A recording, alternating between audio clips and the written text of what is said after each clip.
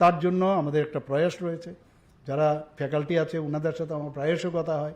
আমি ওনাদেরকে বলেছি, কারণ বার্ডিং স্টেজে যদি এখন আপনারা নাম না করতে পারেন, পরে যতই চেষ্টা করেন তাহলে কিন্তু সেই নামটা আপনারা করতে পারবেন না।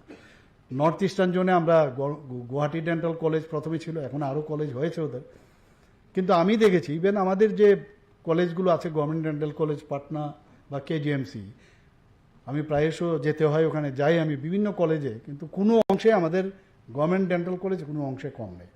202 কোটি টাকা আরও পেয়েছি আমরা মাননীয় প্রধানমন্ত্রীজির যে প্রজেক্ট আছে সেই ডোনার মিনিস্ট্রি থেকে 202 কোটি টাকা পেয়েছি, বিল্ডিং হচ্ছে। আমি নিজেও সেদিন গেলাম, আমি বলেছি ওনাদেরকে যে আমরা এটা বুঝিয়ে, কারণ আমরা ওই লাইফটা আমরা যে খামতিগুলো ছিল সে খামতি যেন নেক্সট জেনারেশন না হয়। কোথায় গার্লস হোস্টেল হবে, গার্লস হোস্টেলের জায়গাও কিন্তু আমি নিজে গিয়ে সেখানে ব্যবস্থা করেছি। খুব নিয়ার বাই আমাদের যে মন্ত্রীদের থাকার যে ব্যবস্থা, সেই রোডের মধ্যেই এই মেয়েদের হোস্টেল থাকবে, এবং তাহলে কাছে হয়ে যাবে, আসতে সুবিধা হবে। ছেলেদের বেলায় হোস্টেল কোথায় হবে, সেই মেলার মাঠে একটা জায়গা, সেখান থেকে আমরা একটা পুরনো যে এখানে কিছু মানে আমাদের গভর্নমেন্ট অফিসার ছিল তাদেরকে আমরা অন্য জায়গায় সরিয়েছি, সেটাও ভেঙে গেছে। আমি সেদিনও গেলাম, সেখানেও একটা মানে হোস্টেল, বয়েজ হোস্টেল যেন হয়। আমি সেটাও বলেছি যে এটা যদি আজকে আমরা 63 ডেন্টাল সার্জন হয়েছে এখানে পোস্ট, আমাদের ডেন্টাল সার্জনের পড়ার সুযোগ রয়েছে, কিন্তু আগামী দিন আপনি ধরে নিন এটা 100 হতে পারে, মিনিমাম 100 হতে পারে, এবং এমডিএস হবে। এমডিএস হলে এতগুলো 9টা ডিপার্টমেন্টের এমডিএস সব মিলে সবার যেন থাকার ব্যবস্থা আগের থেকে না করলে ওই ভাঙো টুকো আবার জায়গা খুঁজবে, এটা যেন না হয়। তো এটা যেহেতু আমি এই লাইনে আছে, আমার পক্ষে সুবিধা হয়ে গেছে, তো সেই কাজটা আমি করছি, এবং কাজও দ্রুতগতিতে চলছে। সময় সময় প্রেশারও দিতে হয়, কারণ আমাদের ত্রিপুরাতে আমরা জানি বিভিন্ন এজিএমসির মধ্যে আপনারা সবাই অলরেডি জানেন যে আগে কথায় কথায় এখনও দেখি, আমার যখন মুখ্যমন্ত্রী সমীপ ইস্যুতে আসে, মানুষ না বুঝেই আগে বলে কোথায় আছে পেশেন্ট, বলে ও তো বোম্বেতে আছে টাটা সেন্টারে, কোথাও সাউথে আছে, তা আপনাকে কে বলেছে? এবং গরিব অংশের মানুষেরই দেখি বেশি, কেন বলে গেছেন ওখানে। তো অদ্ভুত এক অবস্থা। আমাদের এখানে সব ব্যবস্থা আছে, 9টা ডিপার্টমেন্ট, সুপার স্পেশালিটি আমরা স্টার্ট করলাম, কেন আপনারা যান? তো অনেকটা ওনাদের বোঝানো ব্যবস্থা করি, ওই জায়গার মধ্যে বসে আধিকারিকদের সাথে বলি, আর্থিকভাবে সাহায্য করার চেষ্টা করি। ওনাদেরকে দেখা গেল প্রায় 90%ই ত্রিপুরাতেই ট্রিটমেন্ট হয়। তারপর অন্যান্য আর্থিকভাবে বিভিন্ন স্কিমের মাধ্যমে কিভাবে হেল্প করা যায়। আমাদের এখানে ক্যান্সার হসপিটালেও সমস্ত সুযোগ সুবিধা আছে। এইমসের থেকে আমি ক্যান্সারের যিনি হেড ওনাকে আমি আনিয়েছিলাম, উনি বললেন আমাদের এখানে পার আপনাদের এখানে যে ব্যবস্থা আছে ক্যান্সারের, সেই ব্যবস্থা একই মেশিন আমাদের এখানেও আছে। আমি নিজেও সেই ক্যান্সার ইউনিটে ওনাদের এখানে গিয়েছিলাম। Awareness is very important. আমাদের অ্যাওয়ারনেসই নেই, আমাদের কথায় কথায় নিজের উপরেই নিজের কনফিডেন্স না থাকাতে পেশেন্ট বাইরে চলে যায়, এবং আমাদের ত্রিপুরা রাজ্যের বহু টাকা পয়সা আমরা কিন্তু ড্রেন করছি অন্য জায়গায়। এখানে আমরা এতগুলো চেষ্টা করছি, এখানে 250 কোটি টাকা খরচ করে একটা আমরা সুপার স্পেশালিটি ব্লক করলাম। এবং আপনারা সবাই জানেন যে এখন কিন্তু মানুষ চায় যে কর্পোরেট স্টাইলে হসপিটাল হোক। সেই আগের গতানুগতিক 30, 35, 40 বছরের আগের যে গভর্নমেন্টের হসপিটাল, যে ভাঙা চেয়ার, ভাঙা টেবিল আর পর্দা কেটে টেবিল, এগুলো চলবে না। এখন সময়ের সাথে চলতে হবে। আমরা সেইভাবে সেখানে যে 9টা সুপার স্পেশালিটি আমরা শুরু করেছি। ডেন্টাল কলেজে তো একদম মানে সেইভাবেই আমরা সেখানে আমরা শুরু করেছি। তো এখানে মানুষ এগুলো জানেই না, এবং অনেক সময় 1-2টো কেস আসে যেখানে সুপার স্পেশালিস্টরাই বলে যে আপনি বাইরে চলে যান। আমি বললাম যে কেন যাবে? সাথে সাথে সুপার স্পেশালিস্টের সাথে কথা বলি টেলিফোনে, যে আপনার যদি মনে করেন যে আপনার নিজের টেকনিক্যালি নো হাও এখনও সমস্যা আছে, আরও ট্রেনিং আমরা আপনাদের দেওয়ার ব্যবস্থা করব। আমি সেক্রেটারি মহোদয়কে বলেছি, কথাও বলেছে বারবার মিটিং। তো নিজের উপরে যদি আমাদের কনফিডেন্স না থাকে তাহলে পেশেন্টের কনফিডেন্স আমাদের কেন কীভাবে থাকবে? পোস্টম্যানের কাজ করে লাভ নেই। আমরা বারবার বলছি, আমরা তো এখানে সমস্ত স্টেট হসপিটালগুলোতে ডেভেলপ করছি। আমি একটু আগে আজকে সকালে আমি টিএমসিতে একটা অনুষ্ঠান ছিল, সেখানেও আমি গিয়েছি। তো সব জায়গার মধ্যে টিএমসি খুব ভালো কাজ করছে ওখানে। তো এখানে একটা কম্পিটিশন, হেলদি কম্পিটিশন যদি হয়, আমাদের নিজেদের উপর যদি আজকে সাব ডিভিশনাল যে হসপিটালগুলো আছে সেখানে যদি তারা যদি যে সাব ডিভিশনাল হসপিটাল হিসাবে তাদের ইনফ্রাস্ট্রাকচার যা দরকার সম্পূর্ণরূপে সেটাকে করার আমরা চেষ্টা করছি। সেখানে ম্যান পাওয়ারের যদি প্রয়োজন হয় সেখানেও আমরা ডাক্তার এবং যারা নার্সিং স্টাফ থেকে আরম্ভ করে অন্যান্য যারা প্যারামেডিক্স আছে তাদেরকেও আমরা দিচ্ছি। ডিস্ট্রিক্ট হসপিটালগুলোকে আমরা স্ট্রেংথেনিং করার চেষ্টা করছি। অলরেডি ট্রমা সেন্টার প্রায় 5টা ডিস্ট্রিক্টে আমরা শুরু করে দিয়েছি। আরেকটা মানে নর্থ ডিস্ট্রিক্টে সেটাও শুরু হবে এর মধ্যেই, আমাদের আগরতলায় আছে। তো সব জায়গার মধ্যে আমাদের কিন্তু ট্রমা সেন্টার থেকে আরম্ভ করে কার্ডিয়াক কেয়ার সেন্টার থেকে আরম্ভ করে ডেন্টাল সার্জেনদের সেখানে থাকে। আমি যেখানে যে হসপিটালে যাই প্রথমে গিয়ে আমি ওই ডেন্টাল যে যে ক্লিনিক আছে সেখানে আমি ঢুকি, সেখানে ঠিক আছে কিনা, পরিষ্কার পরিচ্ছন্ন আছে কিনা, জলটা ঠিকভাবে বেরোয় কিনা, চেয়ারটা পরিষ্কার আছে কিনা, এগুলো আমি দেখি। কারণ এগুলো তো আমরা কিন্তু আমাদের অভিজ্ঞতার নিরিখে আমরা যদি নিজেরাও আমরা যদি যে ম্যান পাওয়ার আছে না আমার কাছে মুখ নেই তে মুখ নেই এই বললে কাজ হবে না। কিন্তু যা আছে যদি নিজের ক্লিনিকে আমি একটা লোক দিয়ে চালাতে পারি, আর হসপিটালের যদি দেখা যায় যে আমার কাছে 2-3জন স্টাফ থাকা সত্ত্বেও আমি ইউজ করতে পারি না, তাহলে কি করে হবে? এটা তো সম্ভব না। আমাদের বুঝতে হবে যে আমরা বারবার বলছি আমরা ন্যাশনালিস্টিক রাষ্ট্র নিয়ে আমরা চিন্তা করি, রাজ্য নিয়ে আমরা চিন্তা করি। তাহলে আমার যে হসপিটালের যে জিনিসপত্রগুলো আছে সেগুলো আমাদের যতক্ষণ ধরে চিন্তা ভাবনা না আসবে, আমি কোনো রকমে গেলাম দায়সারা ভাব সেরে তাড়াতাড়ি চলে এলাম ক্লিনিকে, এগুলো কিন্তু আমার মনে হয় আজকের তারিখে এর থেকে বেরিয়ে আসতে হবে। প্রপার টাইম, প্রপার সময়ে যাওয়া, প্রপার সময়ে বেরিয়ে আসা এবং প্রয়োজনে বেশি সময় আরও কাজ করা উচিত। আর শুধুমাত্র ডাক্তারদের যে কাজ, অনেকে ভাবে আমি তো এর জন্য আমারকে নিয়োগপত্র দেয়নি, আমাকে তো শুধু দেওয়া হয়েছে এই কার্য, এরকম হয় না। কিন্তু ভালো করে নিয়োগপত্রগুলো যদি আমরা পড়ি সেখানে কিন্তু যে কোনো দায়িত্ব এবং 24/7 সেটা কিন্তু করতে হবে। আমাদের পুলিশ বিভাগও একই রকম, ডাক্তার পুলিশ আপনারা we should learn from the bank officers. ওখানে কিন্তু আগে কি হতো, অফলাইনে কাজ হতো, সব হাতে লিখে কিন্তু ওরা কাজ করতো। এখন কিন্তু এবং ম্যাট্রিমোনিয়ালে ইফ ইউ মানে ডোন্ট মাইন্ড যে ম্যাট্রিমোনিয়ালে আগে ব্যাংক অফিসারদের কিন্তু স্থান অনেক উচ্চ গ্রামে ছিল, কিন্তু বর্তমানে দেখা যায় যে 11টা-12টার আগেও অনেক সময় আসতে পারে না, কারণ অফলাইনে যে কালকে আমি লিখে নেব এই সুবিধা নেই। কারণ কম্পিউটারে তার যতক্ষণ ধরে হিসাব নিকাশ কনফার্ম না হবে সে বেরোতে পারবে না। তো এখন আবার তাদের কিন্তু ওই ম্যাট্রিমোনিয়ালে একটু কম চলে এসছে ওনাদের মানে যে অ্যাকসেপ্টেন্স। তো কথাটা বলার উদ্দেশ্য হচ্ছে আমি এই কারণে বলছি যে আমাদের যদি নিজেদের উন্নত না করতে পারি তাহলে যতই আমরা মানে জিনিসপত্র দেই লাভ হবে না। জিনিসটাকে মেনটেন করতে হবে। আমরা যদি ধরি যে এটা কিছুদিনের জন্য আমার এখানে এখনও একটা ডেন্টাল চেয়ার আছে, যখন আমি প্রথম শুরু করি আজকেও ডেন্টাল চেয়ারটা আমার কাছে আছে। তাহলে ডেন্টাল চেয়ার এখানে যদি বলি না আমরা রিকুইজিশন দিয়েছি, গভর্নমেন্ট এখন আমাদের দিচ্ছে না, তো এগুলো করলে তো হবে না। এগুলোর থেকে বেরিয়ে আসতে হবে আমাদের। আমি আবার আবেদন করব যে নিজের জিনিসটা নিজেরা বোঝা উচিত। আমরা এটাও দেখেছি যে কিছুদিন আগে আমি মেডিকেল কলেজে প্রায় সময় যাই, রুগীরা এখানে সাংবাদিক বন্ধুরা আছেন প্রায়শ বলেন যে একটু এজিএমসিকে দেখুন। তো সেখানেও আমি বলবো আমরা তো জনপ্রতিনিধি, সেখানে গিয়ে এবং এখন মুখ্যমন্ত্রী, আমি স্বাস্থ্যমন্ত্রী, সেখানে একটা নির্দিষ্ট সময়ের জন্য যেতে পারি। বাকি যে জায়গায় আছে সেই কাজটা যদি সে করে তাহলে কিন্তু আমাদের পক্ষেও সুবিধা হয়। এখানে যে অ্যাডমিনিস্ট্রেশন চালানোর জন্য, হসপিটাল ম্যানেজমেন্টের জন্য এটাও কিন্তু একটা মানে পোস্ট গ্রাজুয়েশনের কোর্স। মানে আমি যখন এইমসে আমি যাই বা বিভিন্ন জায়গায় বিভিন্ন দেশের বিভিন্ন প্রান্তে আমি গেছি, সেখানে আমি দেখেছি যে এইমসের যিনি ডাইরেক্টর উনি বিশিষ্ট পেডিয়াট্রিক সার্জন, উনি হসপিটাল ম্যানেজমেন্টের উপরে ওনার অগাধ মানে জ্ঞান।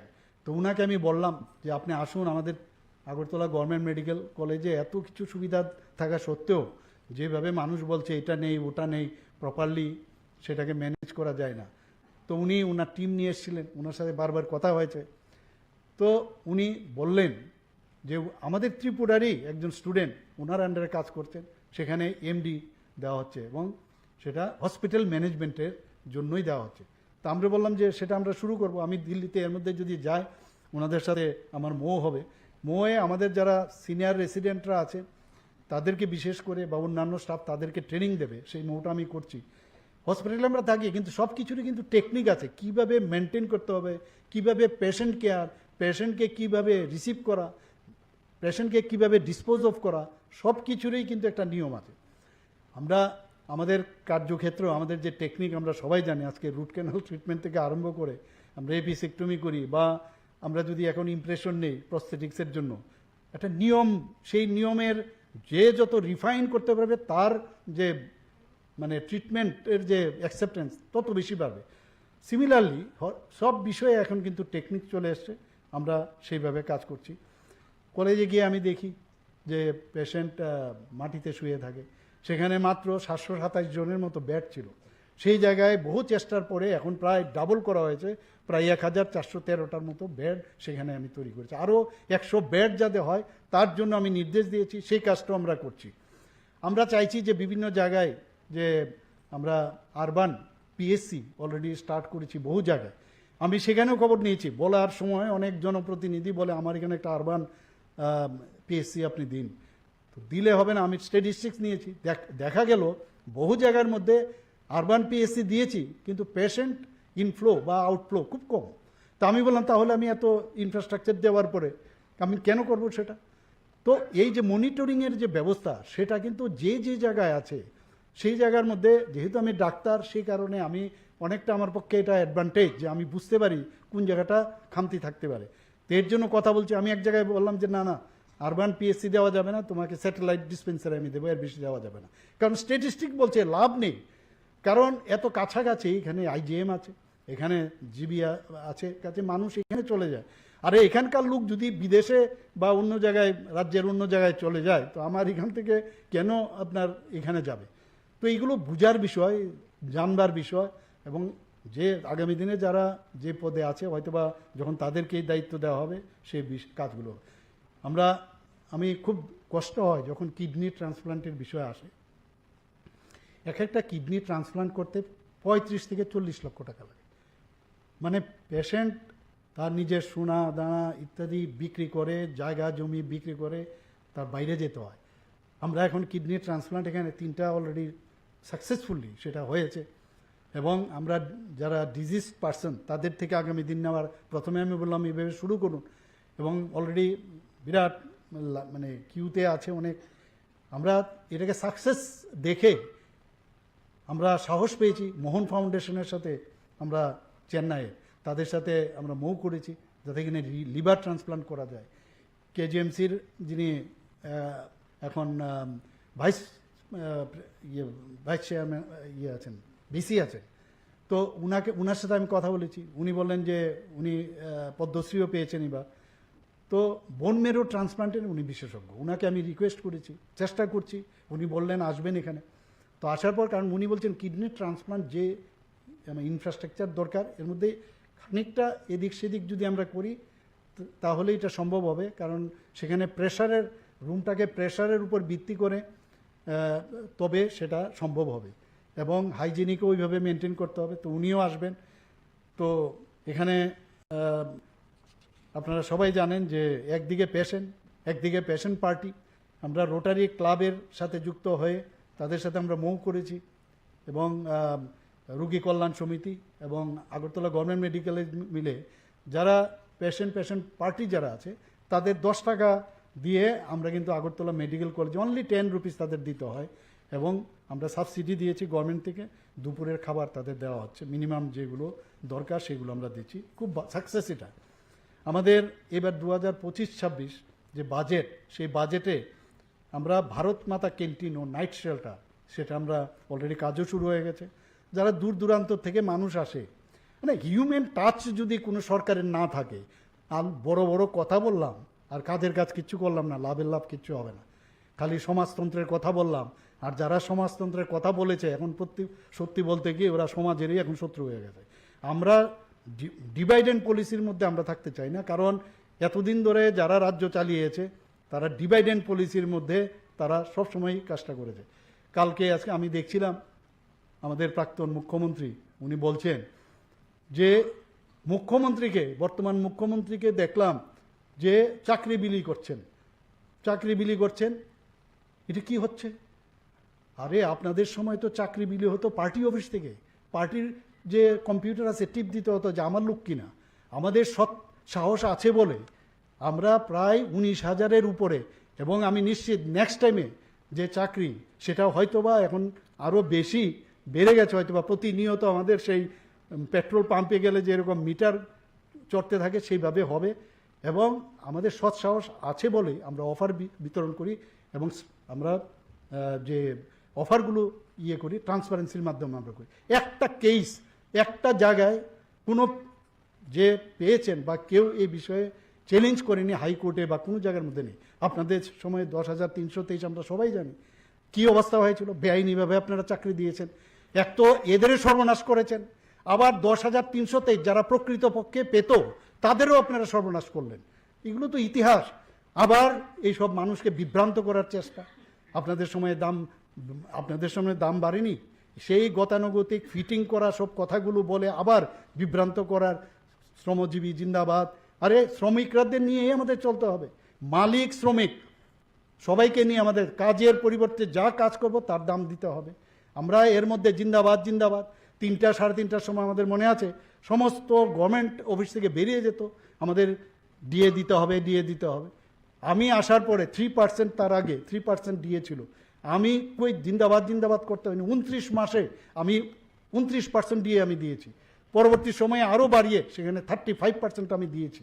এখন আমি চাইছি যে ডিফারেন্সটা যেন আরও কমানো যায়, চেষ্টা করছি। কারণ আমাদেরও আর্থিক বিষয়গুলো আমাদের দেখতে হবে। 1% দেওয়া মানে 100 কোটি টাকা, চারটিখানি কথা নয়। তো এগুলো বুঝতে হবে। আমরা এসব রাজনীতির নামে আননেসারি কর্মক্ষেত্রে কর্মচারীদের কিভাবে টাকা আদায় করতে আমরা চাঁদার জুলুম আপনাদের মনে আছে যে ট্রান্সফার পোস্টিংয়ের জন্য যদি টাকা না দাও তাহলে তোমার ট্রান্সফার কিন্তু হয়ে যাবে। একটা চাকরির ক্ষেত্রে কেউ বলতে পারবে এখন যে পয়সা দিয়ে চাকরি হয়েছে? সুবিধাই নেই। আমাদের টেটের মাধ্যমে আসতে হয়, আমাদের টিআরবিটির মাধ্যমে, আমাদের ত্রিপুরা আমাদের যে টিচার্স রিক্রুটমেন্ট বোর্ড আছে তাদের মাধ্যমে আসতে হয়। কোনো জায়গার মধ্যে এদিক সেদিক করার কোনো সুবিধা নেই। তো আমরা সেই কারণে সেইভাবে আমরা দিচ্ছি। আমাদের লিভার ট্রান্সপ্লান্ট তো আমরা চিন্তা করছি, হার্ট ট্রান্সপ্লান্টের কথাও আমরা আগামী দিনে আমরা চিন্তা করছি। এবং আগে কটা সিট ছিল আমাদের সময়? 5টা 6টা এমবিবিএসের সিট, ডেন্টালের একটা। আস্তে আস্তে বাড়তে গিয়ে 13টা 14টা এরকম, এর মধ্যে একটা ডেন্টালে। আজকে কোথায় 400টা এমবিবিএস সিট। এটা আজকে এখানে যারা বহু লোক, আপনারা নিশ্চয়ই বুঝতে পারেন সেই দিনগুলো। এখান থেকে যখন পড়তে আমরা যেতাম, কিভাবে থাকা যাওয়া প্রবলেম, কত কিছু, মা বাবার পয়সা পাঠানো এবং আসা যাওয়া কত খরচা হতো। এখন ত্রিপুরাতে 400 এমবিবিএসের সিট হয়ে গেছে, সরকারি বেসরকারি মিলে। আমরা এর মধ্যে আরও 50টা সিট বাড়ার জন্য টিএমসি আবেদন করেছে, তার জন্য আমি চেষ্টা করছি। এখানে ডেন্টালের 63 সিট, 50 থেকে শুরু করেছি, 63 হয়েছে। বিএসসি নার্সিং একটা সিট ছিল, সেই দিনগুলো মানুষ ভুললে চলবে না সেগুলো। এবং বিএসসি নার্সিংয়ের একটা সিট পেয়েছে। আর আজকে আমাদের এখানে অলরেডি 50 সিট শুরু হয়ে গেছে। আমাদের গভর্নমেন্ট লেভেলে, বেসরকারি সরকারি লেভেলে সব জায়গার মধ্যে আমাদের সেইগুলোরও ব্যবস্থা হয়েছে। এখানে পড়ার সুযোগ আসছে, মেডিকেল হাব হচ্ছে এখানে আমাদের ফার্মেসি কলেজ হয়েছে। কি না হচ্ছে, সরকারি বেসরকারি যারা নার্সিং কোর্স, বিভিন্ন যে নার্সিং কোর্সগুলো সেটা পড়ার সুযোগ পাচ্ছে। এখানে গভর্নমেন্ট ডেন্টাল কলেজে আমি বারবার বলেছি, সেখানে যা যা দরকার এবং ওনাদের পক্ষে একটা সুবিধা হয়ে গেছে, তারা ইজিলি কিন্তু অ্যাপ্রোচ করতে হবে। আগে তো মুখ্যমন্ত্রীর কাছে যাওয়া, স্বাস্থ্যমন্ত্রীর কাছে যাওয়া, তাদের যে গোষ্ঠী আছে তাদের মাধ্যমেই যেতে হতো। এখন তো এই সুবিধা এগুলোর দরকারই নেই, আরামসে মিনিস্টারের সাথে দেখা করতে পারছে। এবং আমি আশা করি এতে করে অনেক সুবিধা আগামী দিনে হবে। এবং টেলিমেডিসিনের উপর আমরা খুব জোর দিয়েছি, যাতে টেলিমেডিসিনের মাধ্যমে বহু জায়গায়, আমি বলছি কেন পেশেন্টকে আমরা বাইরে পাঠাবো, আপনি টেলিমেডিসিনের মাধ্যমে 5,000 করে আমি ফাইল সই করেছি প্রতিটা। আমি বললাম নো প্রবলেম, 5,000 টাকার মাধ্যমে। কারণ পেশেন্ট এবং পেশেন্ট পার্টিকে বসিয়ে ডাক্তারবাবুরা কথা বলুক যে এই সমস্যা কি করা। এবং আমরা এইমস এবং অন্যান্য বড় বড় প্রতিষ্ঠানের সঙ্গে আমরা কথা বলেছি। তো সেখানে কিন্তু পেশেন্ট স্যাটিসফাইড হবে যে আমি গিয়ে শুধু কথা বলা, আমি টেলিমেডিসিনের মাধ্যমে যদি আমি এই প্রযুক্তিকে ব্যবহার করে আমি যদি এই কাজটা করতে পারি, তো সেই কাজটাও আমরা শুরু করতে যাচ্ছি। আমি সেক্রেটারি মহোদয়কে বলেছি তাড়াতাড়ি যেন এই কাজটা করে। আজকে আমাদের ত্রিপুরাতে শিশু মৃত্যুর হার একটা বিরাট অবস্থা ছিল, শিশু মৃত্যুর হার। এখন কিন্তু ন্যাশনাল লেভেলে আমরা কিন্তু অনেক নিচের দিকের শিশু মৃত্যুর যে হার সেটা কিন্তু অনেক কম। আমরা জানি যে প্রেগনেন্সির সময়, মাতৃকালীন সময়েও আমরা দেখেছি বা ডেলিভারির সময় প্রচুর মৃত্যু হতো বাচ্চাদের, সেখানেও কিন্তু ন্যাশনাল লেভেলে আমরা অনেক বেটার পজিশনে আছি। এইচআইভি নিয়ে আমি বলবো ভেরি ইম্পর্টেন্ট। আমরা ড্রাগ এডিকশনের জন্য বারবার আমি যেটা বলছি যে প্রতিটা আমাদের বাজেটও আমরা বলেছি ড্রাগ ডি এডিকশন সেন্টার প্রতিটা ডিস্ট্রিক্টে আমরা করব। সেখানে at the rate of 20 crore প্রতিটা ডিস্ট্রিক্টে আমরা সেটা করতে যাচ্ছি। অলরেডি কাজ শুরুর পথে, টেন্ডারও হয়েছে। তো সেইভাবে আমি বলেছি যাতে কোনো জায়গায় দেরি না হয়, কারণ সময় কম, কাজ কিন্তু বেশি। আমাদের যে ডোনার মিনিস্ট্রি থেকে অলরেডি বিশাল অঙ্ক, প্রায় 100-150 কোটি টাকার উপরে আমরা পেয়েছি। এটা আধুনিক যে ডি এডিকশন সেন্টার বিশ্রামগঞ্জে, সেখানে আমি তার ভূমি পূজনও করে এসেছি। আমাদের ডেন্টাল কলেজে 202 কোটি টাকা আরও স্যাংশন হয়েছে। মাদার অ্যান্ড চাইল্ড সেখানেও প্রায় 100 কোটি টাকার উপরে, সেখানেও আমাদের মাদার অ্যান্ড চাইল্ড হসপিটাল আমাদের সেখানে আগরতলা গভর্নমেন্ট মেডিকেল কলেজে শুরু হয়েছে।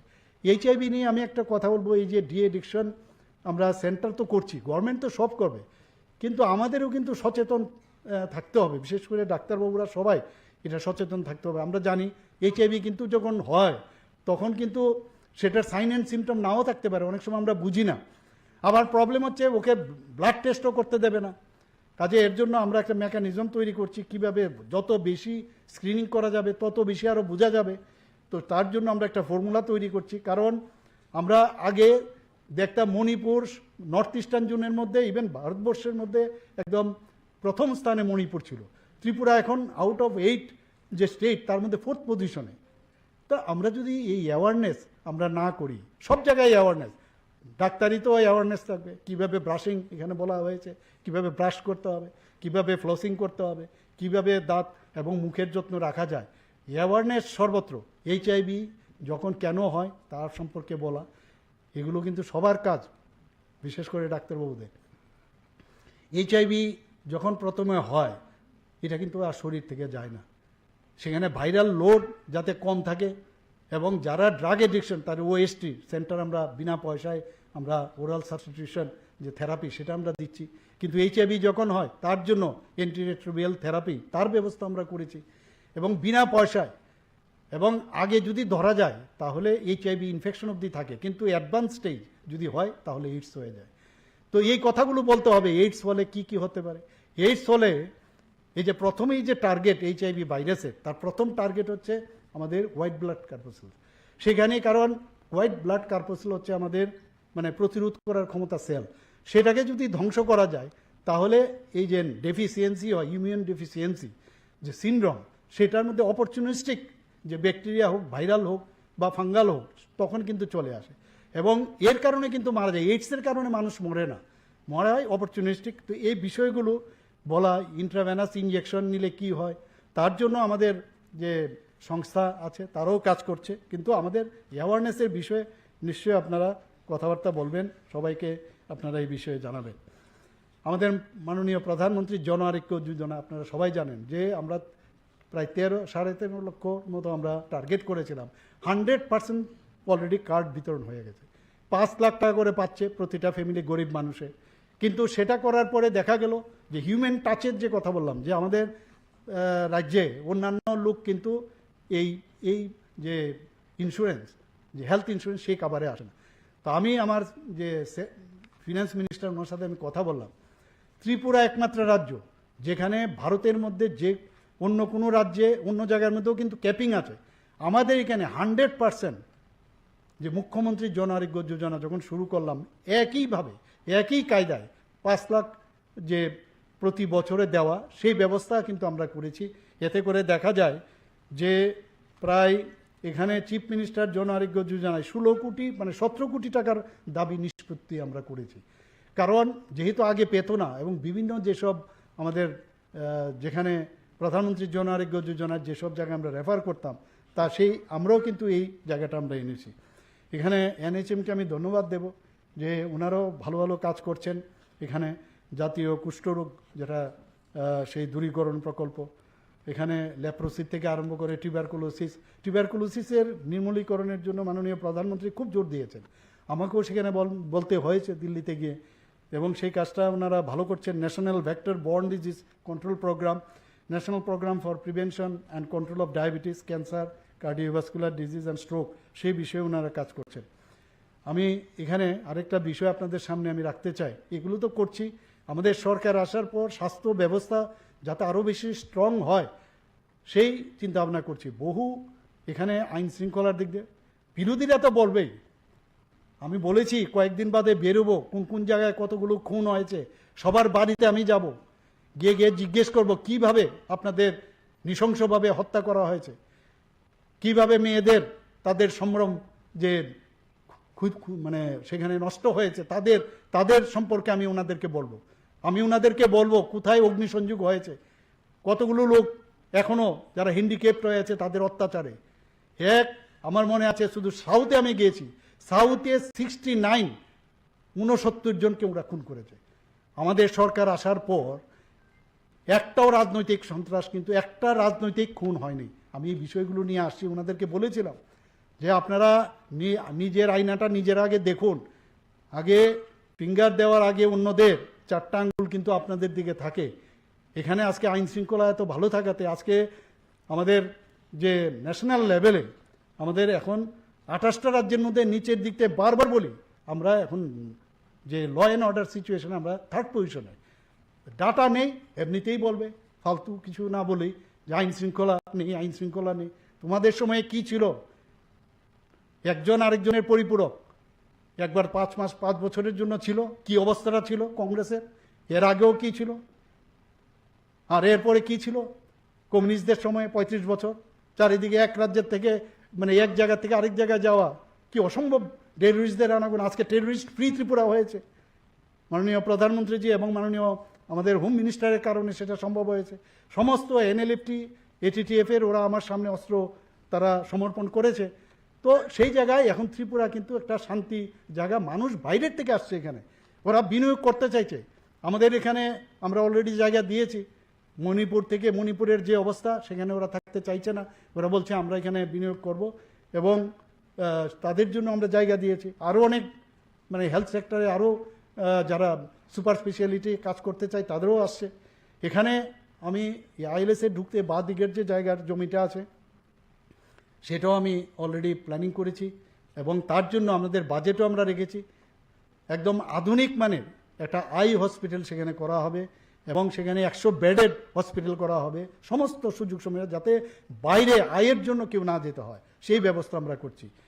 আমি চাই যে এই যে আমাদের যে উদ্যোগ সেই উদ্যোগের সাথে আপনারাও সবাই মিলে আমাদের সাথে সামিল হবেন, এবং বাস্তবটা আপনাদের বুঝতে হবে যে কে আপনাদের সাথে ছিল, কে আপনাদের সাথে আছে, কীভাবে ছিল আর এখন কিভাবে আছে।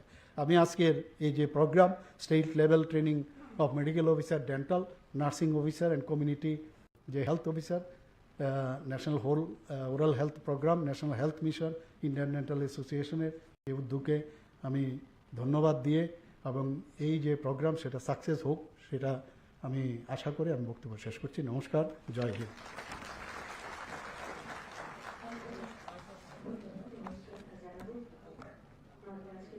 প্রধান অতিথি তথা রাজ্যের মাননীয় মুখ্যমন্ত্রী প্রফেসর ডক্টর মানিক সাহা মহোদয়কে এবারে আমি